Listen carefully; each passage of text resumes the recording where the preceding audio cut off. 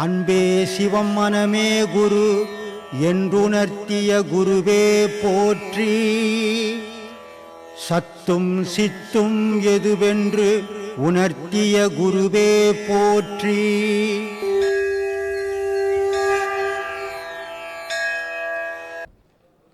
பிரார்த்தனைன்றது நல்ல நம்பிக்கை.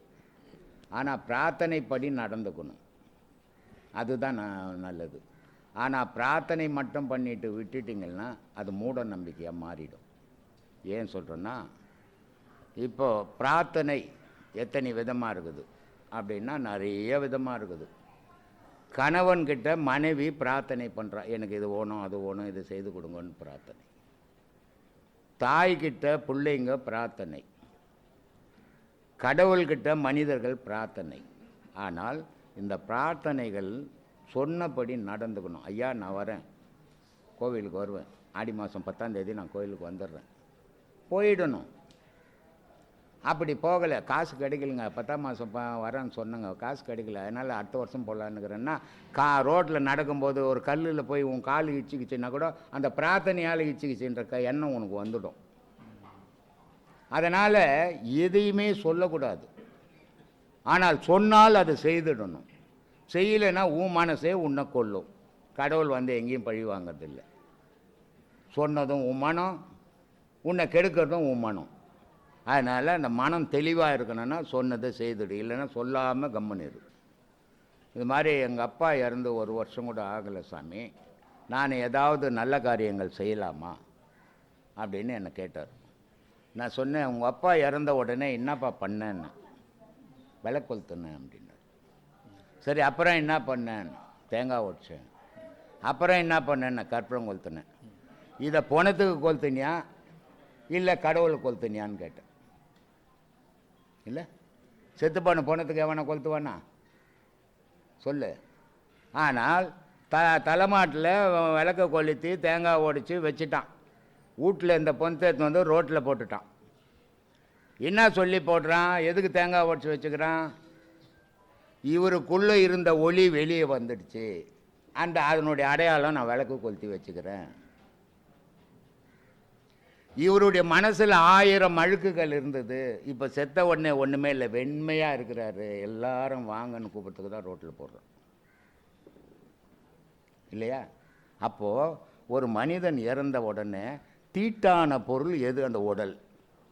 அந்த உயிரோ ஆன்மாவோ ஜீவனோ தீட்டான பொருள் கிடையாது. அப்போது தீட்டான பொருளை எடுத்துன்னு போய் பொச்சிட்டேன்.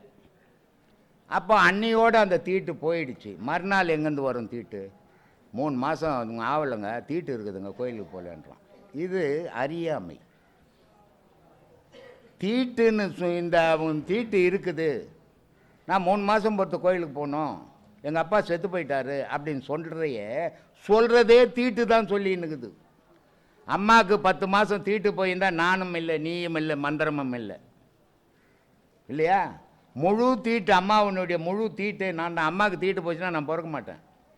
அந்த தீட்டு போதுன்னு தான் இன்றைக்கி கோடிக்கணக்கில் செலவு பண்ணின்னுக்கிறாங்க குழந்தை இல்லைன்ட்டு. அப்போது அந்த தாயினுடைய கர்ப்பத்தில் அந்த தீட்டு வெளியே போகாமல் உள்ளே நின்னாதான் ஒரு கரு உருவாகும்.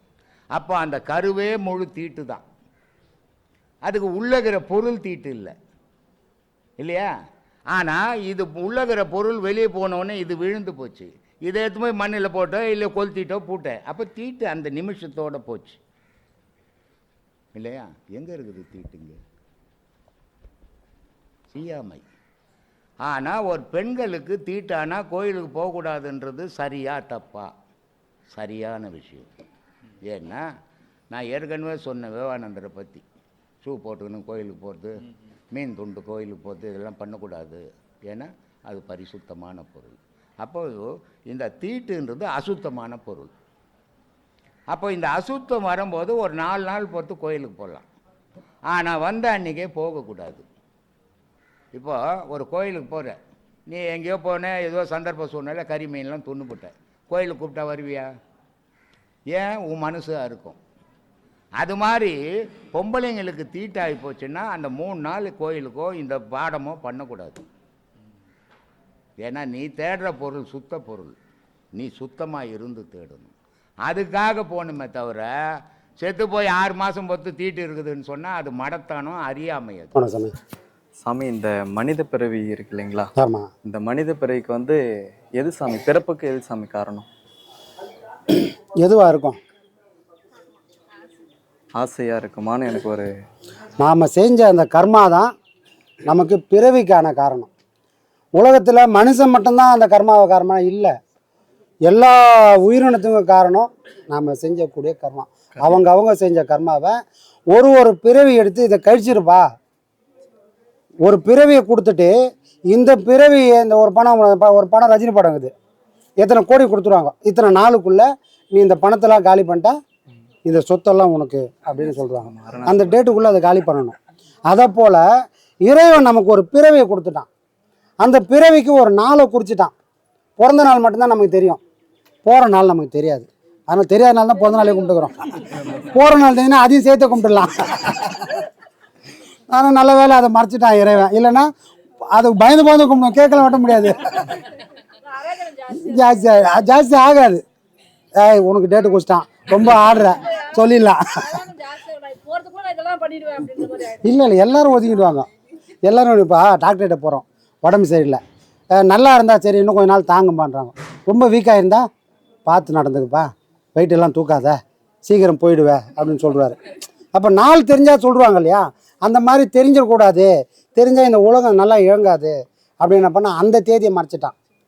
அந்த தேதியை மறைச்சிட்டு நீ வந்ததே தெரியாமல் வாடு, யாராவது திருத்தத்துக்கு வருவாங்க, ஒரு வேளை உனக்கு கொடுப்பனை இருந்தால் அந்த சொல்லை கேட்டு உன் வாழ்க்கையை மாற்றிக்க அப்படின்னு இறைவன் நல்லதையும் படைக்கிறான், கெட்டதையும் படைக்கிறான், மகானையும் படைக்கிறான், மடையனையும் படைக்கிறான். யார்? இறைவன். நாம் யாரை பிடிச்சா கரை சேருவோம், மடையனை பிடிச்சா கரை சேருவோமா, மகானை பிடிச்சா கரை சேருவோமா, நாம் முடிவு பண்ணிக்கணும். அப்போ பிறவிக்கு காரணமான ஒரு பொருள் எதுன்னு சொன்னால் நாம் செஞ்ச பாவ புண்ணியம்ன்ற மொத்தமாக இருக்கிற அந்த கர்மா. அப்போ வந்துட்டோம், ஒரு நாள் போக போகிறோம். இந்த வந்ததுக்கும் போகிறதுக்கும் வாழ்க்கை நடுவில் ஒரு வாழ்க்கைன்னு ஒன்றுக்குது. அந்த வாழ்க்கையில் நான் என்ன பண்ண போகிறேன், கர்மாவை சேர்க்க போகிறேன்னா இல்லை வாங்கின்னு வந்த கர்மாவை அழிக்க போகிறேன்னா அப்படின்றத முடிவு பண்ணி வாழணும். வாங்கின்னு வந்ததை செலவு பண்ணோம்னா நீ செய்யறதை நிறுத்தணும். நீ பாட்டுன்னு செஞ்சுனே இருந்தனா இது எப்போ நீ கழிப்ப, அப்போ கழிக்க முடியாது இல்லையா. அப்போது இங்கே எல்லா வேலையும் செய்யணும், நான் செய்கிறேன்ற நினைவு இல்லாத செய்யணும். அப்படி செஞ்சால் என்ன ஆகும்பானா, நீ வேலை செய்வ, அந்த வேலையோட கர்மா வந்து நமக்கு வராது. அப்போ அது வரலன்னா என்ன ஆகும், ஏற்கனவே நீ வச்சுருக்கிற வேலை செய்கிற சம்பளம் வரலன்னா என்ன ஆயிருக்கும், ஏற்கனவே சேர்த்து வச்சுக்கிற பணத்தை செலவு பண்ணோம் இல்லையா. கொரோனா வந்துச்சு, கொரோனா வந்தவொடனே யாருக்கும் வேலை இல்லை, யாருக்கும் வேலை இல்லைன்றதுனால யாருக்கும் சம்பளமும் இல்லை. யாருக்கும் சம்பளம் இல்லைன்றதுனால என்ன ஆச்சு, ஏற்கனவே அந்த டப்பா இந்த டப்பாலாம் போட்டு வச்சதெல்லாம் பொறுக்கி எடுத்து செலவு பண்ண ஆரம்பிச்சிட்டோம். செலவு பண்ணாங்க, டப்பாவும் காலியாகி போச்சு, அதுக்குள்ளே கொரோனா முடிஞ்சு போச்சு. அதை போல் நாம் வந்துட்டோம், வாழ்ந்துட்டுருக்குறோம். செயல் எல்லாத்தையும் செய்யணும், இது நான் செய்கிறேன்ற செலவு நினப்பு இல்லாமல் வேலை செஞ்சுனே வந்தால் கர்மா அதோடு நின்றுடும். நமக்கு கர்மாவும் இல்லை, பாவமும் இல்லை, புண்ணியம் இல்லைன்ற நிலைக்கு போன உடனே ஏற்கனவே டெபாசிட் ஆகியிருந்ததெல்லாம் இப்போ இறைவன் எடுத்து நம்ம கொடுத்துக்கினே இருப்பான். எப்பா இவ்வளோ இருக்குது, கொஞ்சம் கொஞ்சமாக செலவு பண்ணுன்னு கொடுத்துக்கினே வந்து அதுவும் ஒரு நாள் இல்லாத போயிடும். அதுவும் ஒரு நாள் இல்லாத போனால் என்னாகும், மனம் தெளிவடையும். இன்றைக்கி நாம் இவ்வளோ பேரும் வந்து இங்கே உக்காந்துக்கிறோம்னா சும்மா உக்கானில்ல, வீட்டில் பட்டு புடவை இருக்குது, சுடிதார் இருக்குது, போட்டுக்க வகை வகையாக நகை நட்டு இருக்குது. யாரும் எதையும் போடாமல் ஒரு வெள்ளை புடவை வெள்ளை சுடிதார் போட்டு இங்கே வந்து உக்காந்துக்கிறாங்கன்னா காரணம் என்ன சாமி காரணம்? மனம் தெளிவடைஞ்சிடுச்சு. மனம் தெளிவடைஞ்ச உடனே எல்லாம் இருக்குது, எனக்கு எதுவும் வேணாம். அப்போ இந்த பக்குவம் எங்கேருந்து வந்தது, செய்யக்கூடிய பாடம் இது மட்டும்தான் உண்மை, இந்த ஒன்றே இருந்தால் நிலையாக இருந்தால் போதும்னு ஏதோ ஒரு பக்கம் நம்மளை வந்து நிறுத்துது இல்லையா. இப்போது செய்யக்கூடிய செயலுக்கு கர்மா வருமா, வராது. பாவம் வருமா, வராது. புண்ணியம் வருமா, வராது. எதுவுமே வராது. எதுவுமே வரலன்னா நான் ஏற்கனவே பண்ணதெல்லாம் அனுபவிச்சுட்டு அதையும் முடிச்சிடுவேன். அதையும் முடிச்சுட்டு இந்த யோகத்தையும் நான் பண்ணின்னு இருக்கும்போது எனக்கு பிறவி இல்லாத ஒரு நிலை வரும். அதை நோக்கி இந்த பாடம் நம்மளை தள்ளிக்கொண்டு போகும். இப்போ குருநாதரும் அதை நோக்கி தான் நம்மளை தள்ளின்னு போகிறாரு, புரியுதுங்களா. அப்போ பிறவி எடுத்ததுக்கான காரணம் கர்மா.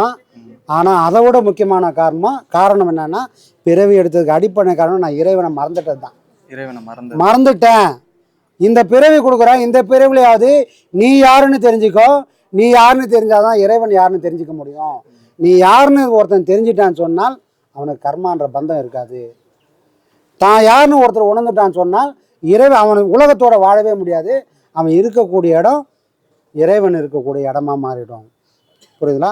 அப்போ இறைவனை போய் எந்த உயிர் போய் சேர்ந்ததோ அதுக்கு கர்மான்ற ஒரு பந்தம் இல்லை. கர்மான்ற ஒரு பந்தம் இல்லாதனால பிறவின்ற ஒரு தொல்லையே அதுக்கு இல்லாத போயிடும். அப்போ எதை மறந்துட்டோம்? இறைவனை மறந்ததுனால திரும்பி மனுஷனாக பிறக்க வைக்கிறான்.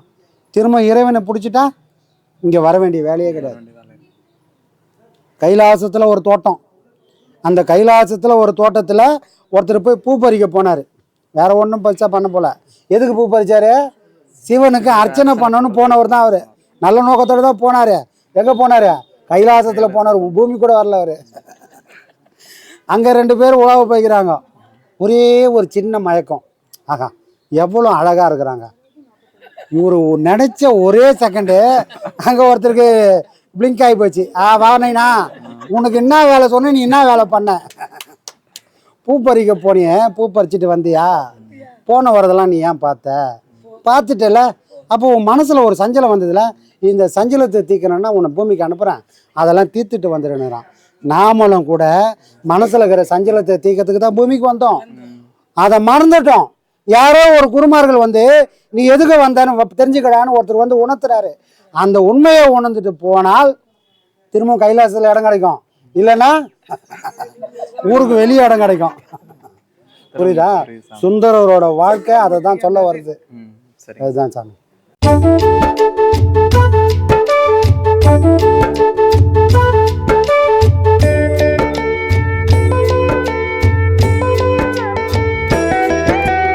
ஆனந்தம் அது ஆனந்தம், எங்கே இருக்குது ஆனந்தம்?